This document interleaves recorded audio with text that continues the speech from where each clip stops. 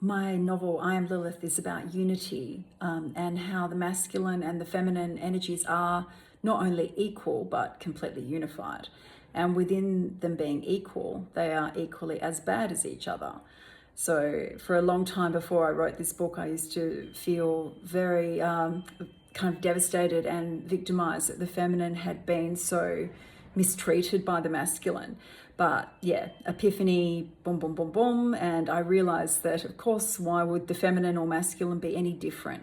So in terms of how dark or evil or shadowy it can go, and also in terms of how light and beautiful and expressive and creative it can be. So I Am Lilith explores all of that in a story. And I've noticed that recently on some of the Goodreads reviews that the book gets, people have been bringing this up more and discussing it more, which is really interesting and I think symptomatic of how right now in our big cycles of human evolution, we're due a unified era where the feminine and masculine reunite. So we don't have this feeling of division between us, whether we're a woman or a man, or however we're expressing feminine and masculine energy within the self and out in the world generally.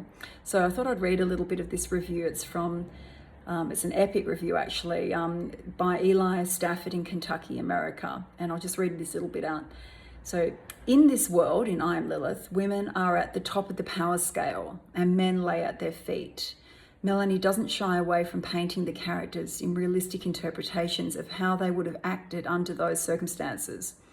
Kind women and men abound, but there is a darker side to both of them, and that's not afraid to hide itself, showing the cruelties of both femininity and masculinity alike.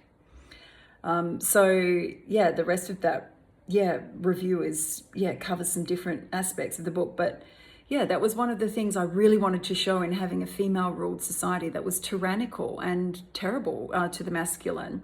And not just to be immature and say, you did it to us, we did it to you, but to explore the evolution of humanity, which sees the feminine on top for 6,000 years and then the masculine on top. It's like a kind of playing with the contrasts of the two polarities of creation. But now in our galactic cycle, we are now back at the time where these two energies reunite. It's kind of like, I guess, a climax of the analogy in lovemaking of the separation in, out, in, out, in, out, building tension. And now is the time for unity.